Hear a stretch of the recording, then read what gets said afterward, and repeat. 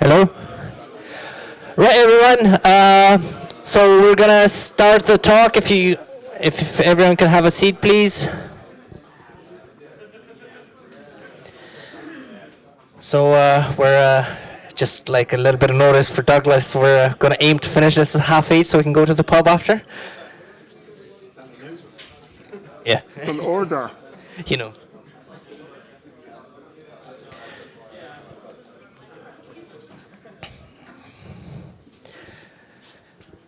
Right. I'm trying to stall to let him finish his drink. So tonight we're going to have Douglas talk to us about MongoDB. Douglas? Right. Greetings. It's me again. I'm what you get if you don't volunteer to speak.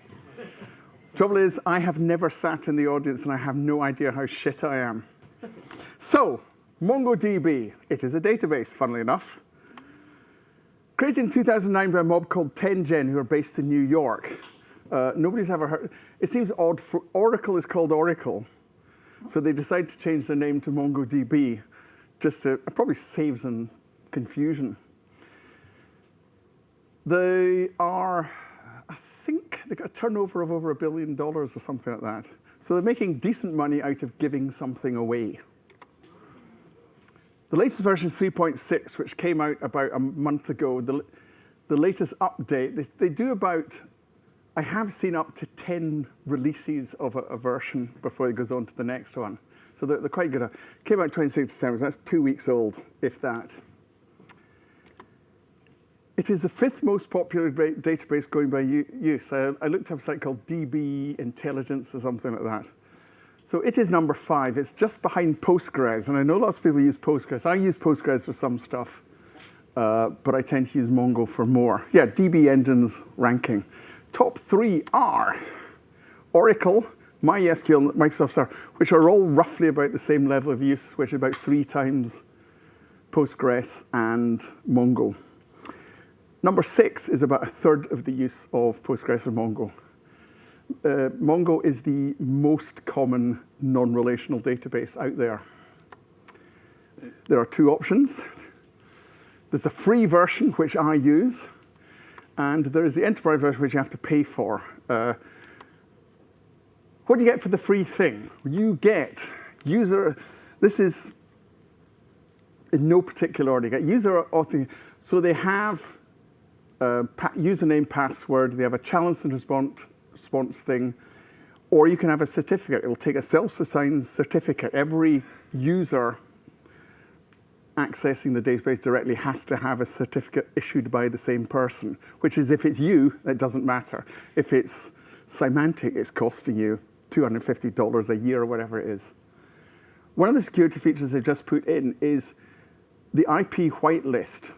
You can only access it if you're on that, your IP is on that whitelist, and that's turned on by default, which I think is a really good thing, though it is, you can't get around it. They have role-based access control, so you can stop people who shouldn't be getting at various tables, getting at them. They also have quite a neat thing. It's a sort of table alias, where you have your main data that's got all the stuff in it, and you can create a sort of alias table that says, show only this data from that table to these people. So you can say cut out things. So let's say your main tables get age, address, name, etc. You can say, right, don't show them anybody who's under 18. Don't show them the address. Give them all the other details, which is quite interesting and quite useful. With 3.6, they brought in a thing called chain streams. One of the big things at the moment is micro apps. So you send a little message off, send a little message off, send a little message off. Chain streams will do it for you. What happens is, if a database changes, you can filter it and say, if this field is changed to this value, fire off a trigger. So it'll fire off a trigger either by a message queue or to a back-end service. And I think that's actually really useful. I have got things I thought, right, that's going to be really useful to use it for. The way you used to do it is you would tail the op log and see what's happened. Chain streams tidies it. I can see nodding over there. Another thing they brought in recently is called retriable writes. So if you writing to your database, it'll keep going till it succeeds. If your database dies halfway through, your server explodes, it will, when it starts up again, it'll keep trying to write it. So it will preserve your data. Yes, because in the replica set, it will keep going. I don't know what happens if there's like 1 million writes that is failed. Does it just gum up and stop? Don't know, I don't care. Database integrity. One of the questions I get when I'm giving this talk, because I've done it in a couple of like a Python group and a Go group, is Mongo losing data. They say, oh, but Mongo loses data. Yes, it used to. I've had 2 people who work for Mongo confirm it to me, that it used to happen in old versions. But they've realized this is a problem. And a thing called the Jepson linear, what a stupid word, but that's a linearizability test. It passes them. I haven't a clue what they are, but they're supposed to be quite spiffing. And if you pass this, you're doing well. I will take their word for it. The enterprise. That's the price, $6,500 a server per year. If you're rich and have more than 512 gigabytes, which is a decent server, they do make you charge more. Yes, it is. Quite good that I missed out a word. Shit. That's a big R, yes. Yes, good point. I hadn't spotted that. Because I usually go through these multiple times, checking stuff. By comparison, there's an Oracle bloke here, I think, who can confirm. I was looking up the prices. Yes, the Oracle Enterprise costs you $47,000 a year per CPU. Microsoft SQL Server costs you $14,700 per year per core. I think we are about to move into a world of 40, 50 core processors. So Microsoft are going to start raking it in, or they're going to lose a lot of customers. I don't think many people are going to start paying $14,000 per core if you get 50 cores on each CPU. So what do you get for your money? At-rest encryption. If you're doing payment card industry stuff, they say you must have at-rest encryption. I do at-rest encryption, and with the GDPR coming in, all my stuff, I now encrypt everything that is personally identifying before I write it to disk. So even if somebody gets at the database and downloads it, they can't get at it. I embed a key, or I put a key into my apps so I can read it, but nobody else can. Authentication with LDAP. I looked it up, I can't remember what it is. It's something access protocol. It is some spiffing way of identity proving.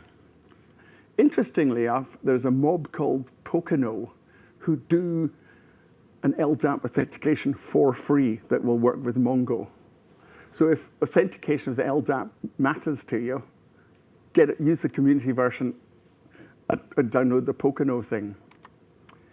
Auditing is mandatory for PCI. It will audit everything, should you want it to. I don't need auditing, so I don't care. And they'll support. They'll phone you up. They'll log in, fix your machine, should you need it. Which for $6,500 is not bad compared to the others. 2 of the great things about Mongo are sharding and replication. Sharding is where, if you have a database that is bigger than your server's capacity, you can spread it out, or even spread it out around the world. And you just, instead of the database, the way you access it is exactly the same as if it's a single instance. And the way you start it up, instead of saying MongoD to get it going, you go Mongo S to get it going. And you can shard amongst, there's probably an upper limit of machines, but it's probably in the thousands. And the only hard bit is you have to work out what's called the sharding key, which is one way they can split the things up. And they say, do not pick something at increments, so don't pick data time. Just like first name or something is nice and random, because they don't get added in alphabetical order. Anything like that. Replication is another spiffing thing I really like. To set up a replica set, which is a Mongo thing running on another server, which is an exact copy of your main thing, is about, there's 4 steps to setting it up. And you can set up as many replica sets as you want, One of the really great things about it is you have a time delay on it. So if your main replica sets go and your main database goes, you've got 3 hours to find the problem or to save the day. I think you can delay by up to 24 hours. After 24, if I'm fixing 24 hours, go home. They support a lot of languages. Some of them I've never heard of. I have no idea what Phantom is. OPA I've never heard of. But there they are. Most people in here will know 1 or 2 of them. I have an interesting thing. Anybody here use Node.js at work? Go and read that. A bloke called David Gilbson wrote a thing. I saw it on Monday. Because I get this thing from Code Project, which is a mail out every day of 3 useful bits of industry news, which is things like Microsoft have released the latest version of C#, and 3 bits of developer news, which is things like, Java libraries turned up for, I don't know, AI, whatever. And the thing on Monday was that, which had been published the day before, but bloke put it on Hacker Noon. And it's about how to hack the world and have people do it for you.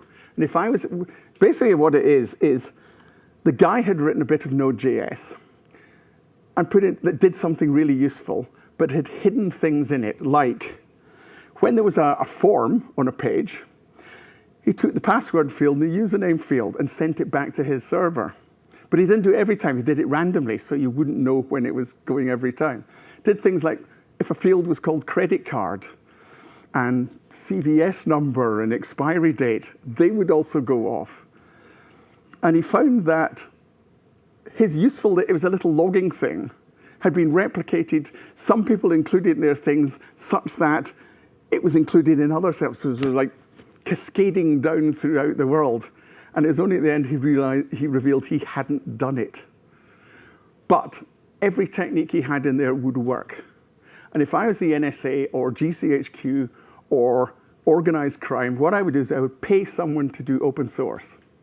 Pay them 80,000 quid a year, contribute to open source stuff, get a good reputation. Once you've got a good reputation, modify stuff. Have a go at TLS. You've got a good reputation, nobody's going to check it. And away you go.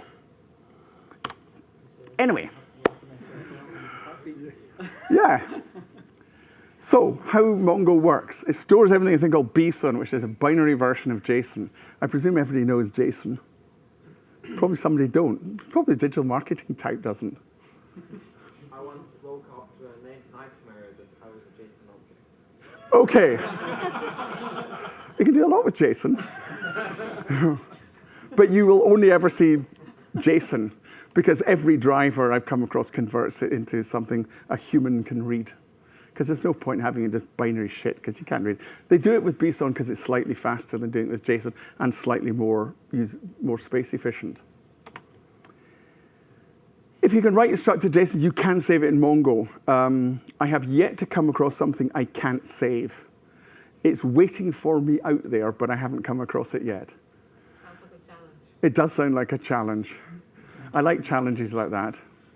The only restriction on a document is document is their name for a record. Collection is their name for a table. They probably do it just to say we're not SQL, we do things differently. You do have a limit of 16 megabytes per record, which is enough for most. If something is more than 16 megabytes, save it in a disk and put a name to it. Just save the link. That is a perfectly valid 2 records in a MongoDB. Everything has an ID. The only rules about the ID is it has to be unique for each record. So you can have one that's text, you can have one that's integer, doesn't matter.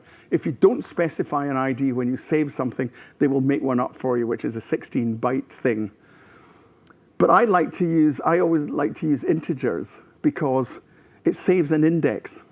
Because if you have a user number as the ID, I know it's unique, and I don't have another index of user numbers. Just saves a little bit of space, saves a little bit of time. But as you can see, I've got a couple of arrays in here. So you can have nested arrays. The data doesn't have to be consistent. So that one doesn't have a price. That one doesn't have children. If you don't want to save it, don't save it. It makes it very easy to change schemas. So you can just add stuff to your schema. There is a thing they brought into 3.6 where you can validate something to save. It says it must have the following in it before it saves it, which will catch you out if you've just forgotten something. Read and update. So that's SQL at the top, and that's it in Mongo. You have things like limits, so you only get 20 back. You also have find one, which will find one person. So the first one in the list with a find one of who at age 23 will turn up. Find will find all of them. Generally, what you're doing is it gives you 20 at a time, is the way most people work. To update something, again, SQL at the top. You have set. You have to say set. If you forget set, what it does is everything in your record gets changed to that, deletes everything else. I've been caught out like that once. I thought, what the fuck's happening here? And it's just because I missed out set. They also have a thing called unset. You can say unset whatever the field is, and it deletes it from your record, which again saves space, makes the record a bit easier to read. I use Go for most of my Mongo stuff, and there's a thing in Go when you're defining the record, you say omit empty. And I do that to every field I know may be empty, because it just saves a bit of space. The real power of Mongo is the aggregation engine. It does some terrific stuff. I haven't used SQL enough to know. I've done it a bit. I don't do complex things. I don't know if there's equivalent in SQL. Somebody may be able to tell me otherwise. You can pipeline it. So if you have a thing that say, I want to find everybody who's over 23 and has cousins. And then you want to get that list, and you want to say, right, what are the names of all the cousins? Very easy to do in Mongo. You have 3 steps. Your pipeline can be any number of steps as long as there's at least one. Most people start with a match for almost everything, because you always want a subset of the stuff you're going through. So what I'm doing is finding some stuff for the match, grouping together results. If you have like most people have one or more cousins, which you can store in a single record. Because this is what, no, I'll come on to this later. So, I have 3 records here. So you've got these 3 people, and they have cousins. Oh, it's 4 people, actually. So what I'm doing is I'm matching them. Whoops. The way you search sets, when they have an array of stuff, they have multiple set operators in the thing. There's a thing called push, which will add. So if you said push Fred to that one, it would add Fred. Either at the end or the beginning, you can decide, or even in the middle, you can set it to go. There's another one called add to set, which will only add unique ones. So if you want to add Alan to that with add to set, it won't do it. Similarly, you can pop stuff out the middle of a set or the end of a set or whatever. Very useful, because the advantage of being able to store multiple things is, in SQL, it would be another table. And there's a little graph. You have a sort of graph with sort of number of tables and complexity. So if you have one table, it's really complex. You go down to a few tables, it's nice and simple. Then the complexity grows as the number of tables grows. So one thing I don't like about SQL is it's very easy to multiply up your tables, which I find annoying. So, forgotten where we were. So I'm looking for everybody on the, where's the back arrow? Everybody who's got a cousin called Nathan, which is these 3. The position in the array doesn't matter for the $in search. So there's 3 of them. Then what I want to do is group them together. So I'm interested in the age of, so I'm setting a new ID of the age. And I'm setting a total. So what it does, if you put $1 in front of the thing when doing a group, it takes that field name and converts it to the ID. And then I'm adding up the salary of everybody who's got a cousin called Nathan. And you get that. So the people who are 23 with Cousin Gold Nathan earn 102,000, and the people who are 32 earn 24,000. And that's a sort of complex search you can do very, very easily. You can also do things like sort as part of your thing, and I've got a few examples of other things you can do with the aggregation engine in a moment. $out, all it does is writes it out to a new collection. So that's all you have to say to create a new database with that data in it, the ID 23. Nice and simple. What else to do? $lookup for your relational types. Because they used to say, oh, where's the joins? You need joins. No, you don't. You don't need joins if you decide your schema properly. Because you've got lists, you can stick stuff that would be in a separate table in one record, which saves you having to go off to the other one. So there are cases where you do need joins. So there's the SQL for it. So in this case, you're going from orders and finding the details from your inventory based on your SKU. And it's very similar with, you specify the same sort of stuff with Mongo. So from inventory, which is a different collection, my local field item, matching it to the foreign field SKU, and doing it as that. Unwind. When you have a list of stuff, you may have an array with 43 items in it. You may have the next array with 2 items in it. And what unwind does is it takes all these and duplicates all the other stuff in the thing into separate items, so you can go down them and have a wee look at them. There is a stage in the aggregation framework called $project, which you can say, I'm only interested in these fields. Because there are some times where if you're doing a big, huge query, it fills up your 16 megabyte buffer, so you dump stuff that you don't need. Generally, if I'm doing an unwind, I only do it with the stuff I need, rather than the stuff I can't be arsed pruning out. $bucket, never used it except as a demo. What $bucket does is, if you are interested in ranges of people, and from the example, that's not an example. I thought I had the records I was working on. So I'm saying I'm interested in the age of people. So I want to know how many people between 0 and 29.99999, and how many people between 30 and 49.99999, and the others. The way it works is it is inclusive of that and exclusive of that. So you just say bucket, and it totals it all up neatly for you. So everybody who's between 0 and 30, or 29.999, is those people. And then those people. And the others is everybody who doesn't fit into your bucket. There is a thing called bucket auto, which will split it up equally. So every bucket, you say how many buckets there are. It will split the number of records going to each bucket in a similar way, and they'll tell you, the ID will tell you where the split is.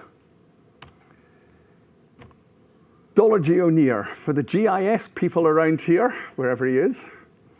This is going to make you change your stuff at work. They have geographical searching. So what I'm doing here, the only bit they do this a bit weirdly is it's longitude and latitude. Everybody else works latitude and longitude, but they do longitude, latitude. I don't know why. I've never seen it, an explanation of why. So what you can do is you can put in a latitude and longitude and a max distance, which is in meters, and the type of in the record. This is, it says public parks. So you can go through the lot, find every public building or whatever within 2,000 meters of that point, and it will give you a list. You can also limit it to the 5 nearest. And the record it returns, because you get the dist.location and the dist.calculated, it will give you a little sub-record of where the thing is, the latitude and longitude of the ones it's found and the distance away from the start point. Geoneer also does it with intersections, so you can define 2 areas and get the intersection, or you can define polygons and say, is it within that polygon? And there's a third one, which is a sphere. You can say stuff within a sphere of this thing. It will do searches on assuming the world is flat and assuming the world is rounded. which in 2 kilometers is not much difference. In 400 kilometers is a slight difference. Dollar graph lookup. Ever use Neo4j? Right, Neo4j I've heard people use because it's got graph lookup, which is relationships, friends of friends and things like that. Mongo, since 3.4 dollar lookup, will go to 6 levels of friends. So theoretically, that will give you everybody in the world, which then would hit the 16 megabyte limit, so you'd be in trouble. Again, I've never used it, but I can think of uses for it. Especially if you're going to stalk people on Facebook. Find out who knows them and says, right, I've got to friend that person so I can get into their account. Dollar sample. I've never done any machine learning. I'm about to start the Stanford machine learning course. But what I have learned from people who have done machine learning is you have 3 sets of data. You have your test data, you have your live data you check it on, and you have a 3rd set of data that you check it against, see if it does it the same. What random does, or sample does, it gives you random bits throughout your data. You specify the size of your thing. So you could theoretically do a massive loop of running your sample of like 1 million on a 20 billion data set as many times as you want to check that your stuff is working without having to partial up your data, because you think, right, am I being selective in taking this lot for testing and this lot for the real data? It removes a bit of unrandomness. Dollar redact. Oh, dollar redact is quite useful. So again, it's a new one. And I've spelt filed wrong. Let's say you have a database of stuff for customers and you don't want people in America to see certain stuff. Like, you don't want them to see all the books called Yankees Go Home or whatever. You can put in a thing called dollar redact and say which fields you want to leave out if they are in certain conditions. Again, I have never used it, but I can see where it could be useful. Sorry? Very practical uses. It has practical uses, yep. And that's it, and I've spoken far too fast. I was told to go on until 8:30. I could juggle a bit. Take questions. Yeah, I'll take questions. Which way do the free meals work? Sorry? Which way do the free meals work? You buy me a meal. Okay. And Martin Wishart's, I'm going to let you buy me the meal. I've got a comment about the replication question because it. Yeah, I have a comment about the replication question because it's the smartest thing I've ever seen done with the multi-master problem. They just chucked it away. What they do, if you have a MongoDB thing where you have multiple nodes and you don't know who the master is, you stop writing. You don't try to solve multi-master right. It's terrific. And then when somebody decides, well, now I am the master in the MongoDB cluster, then they can start writing again. It's the simplest engineering solution to the problem. It's great. It's what they call an election. All the nodes have an election, decide who's going to be the master node now. And they stop. If they Yes. don't know, they stop. But the retriable rights will still work after they've decided who's back in charge. How does that deal with split brain now? It goes away. You don't have split brain because you only have a master if you have a master. Yeah, but you not have to have enough. Because, I mean, if you get a partition where it depends how many nodes you have, presumably. Yeah, well, that's what. Okay. So the question was, how do you deal with split brain? And the problem is, when you have, say you have 5 nodes and they're trying to share the data, and then suddenly you get split brain, so you don't know who's in charge anymore. In the case of Mongo, what they do, which is different to the other databases, they go, we know the node network is 5. We know if there's 3 of us, we can decide. We have a majority. If there's only 2, we know when in the minority. We cannot decide ourselves. We must stop. If you have a triple split brain thing where you have 3 different bits or 5 different bits, you just go, don't know, stop writing. It's the simplest solution out of all of them. When you don't know, you stop writing, and then you never have to do split. Split brain is always difficult when it's fine when you're trying to write in split brain. It's when you try to reconcile afterwards, And if you never get into the situation where that's the problem, it's fine. Mongo always recommends you have an odd number of nodes. But It's like Buzz Aldrin wears 3 watches. And the reason he wears 3 watches is because if you've got 2 watches and one's wrong, which one's wrong? If you've got 3 watches, you know which one's wrong. So doesn't that mean the split brain problem just moves to later? So you have retriable writes, and when the network reconnects and all these retriable writes that have been batched up try and write, don't you just get the conflicts then? No. That's a different problem. That's a different problem. But the retriable writes, because the log tells you, or that they note, every write gets a unique ID, so it knows what it's processed. So if it's processed it on one of the replica sets, but not in the main thing, they will sync themselves back up again. The replica sets say, wait a minute, you're missing this. And it all happens to get back neatly in sync. I think they say something within 2 seconds. How does that deal with ordering? How do you mean ordering? Well, I mean, what if you've had conflicting changes? You don't. You just don't because you of only the write to one node. Right. Okay. Oh, okay. And then that handles everything else. You don't care where you write. Even if it's a sharded thing, you write to one node and it goes boomf and does. Because what you generally have is a sharded server which handles the requests coming in, and it knows which of the shards to send it to. So again, you have one point of contact. It's like having a child in Scotland now. You have this one person supposedly that looks after you. Think of it as the same thing. This is free. You mentioned earlier the Monroe, the friend of friends problem that it could get up to a depth of 6. I'm wondering if you're aware of what the time they would need for that is.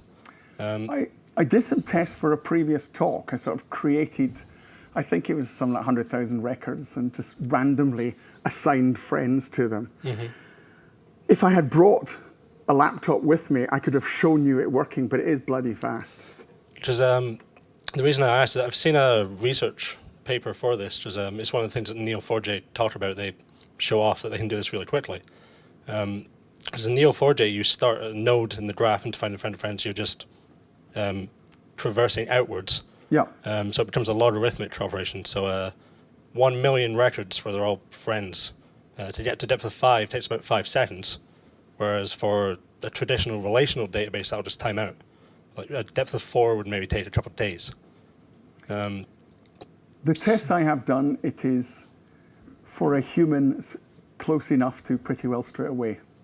Okay. On 100,000 odds. I haven't. That's just a quick test for a talk, rather than doing it any properly. Another hand goes up. So I've got almost no experience with NoSQL databases. I'm much more familiar with a relational database.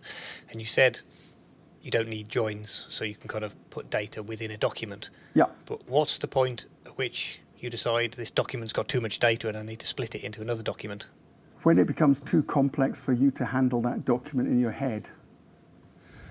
I can give you an example. For the barcode program, we have customers and transactions and transaction items. Because we used to have it was all done in FileMaker before, and I decided to stick it into Mongo. And I thought long and hard, because it's very easy to put transaction items, because each transaction has one or more transaction items, because that was a separate table before. It's relatively easy to stick that in transactions. And I thought long and hard about putting transactions into customers. And I decided it would add this extra level of complexity in my head that it wasn't worth it. It's easy to cope with 2 tables with a separate purpose. One table that does all things at once is too complex, because if at some point in the future I will want to change it. So it's up to you. You can stick everything in one document if it's simple. You should be reducing complexity. And sometimes reducing complexity is increasing the number of tables. Sometimes it's reducing the number of tables. So am I right in thinking you converted a database from relational to Mongo? I have done that, yes. Yeah, was that a fairly straightforward transition? I had to write a little thing because we had all sorts of notes about stuff, I had to write a thing that translated the, because we put a stand away, there's a text field, and I had to haul stuff out of a text field and bung it into a proper database field. But generally, it's no problems at all. I have taken, I'm doing a project for my mum. She helps to run the Safa branch in Renfrewshire. And they have a database that's in MySQL. It was done in about, when you look at her current site, you think, God, I missed the 90s. And it was done by someone who had a bloody clue what they were doing. They thought, oh, I've heard of a database. It will store data. And they just had those so many stupid ways that you can get errors into it.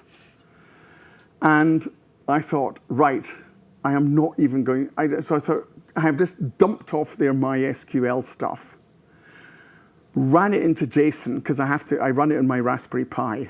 So I dump it into my Raspberry Pi MySQL, dump off JSON files and import them straight into Mongo. And it works really well. And the only thing I've done is convert, the way they were saving pound symbols isn't the way they do it in Unicode. So I had to write a little converter, it's a pound symbol. Convert it to a pound symbol. That's it. So it is easy. I think you can actually read, if you can output a CSV, you can bung it straight into Mongo. There's various engines which will view Mongo that you can run CSV through them and it'll populate up a database for you. One last question. What is it? It wasn't a command. I was just wondering about the way that you structure data when you're storing it in Mongo. For example, when you're storing friends with friends and friends, do you have quite a flat structure where you've got references to other friends, or do you store the details? Well, you wouldn't store friends of friends. Well, no, you store friends, which you would have. The way I have a thing where one of my projects where the way I store who your friends are is everybody has an integer user number, and I just have an array of integers. And I just use that. And then when you're searching, how does the engine know? Well, if you go back to you mean from the graph lookup? Yeah. I can't see it because I'm at an angle here.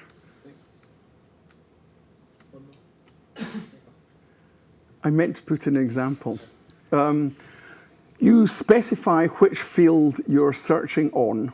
It's a bit like the lookup. You say, I am taking this field in this record and comparing it to that field in all the other records.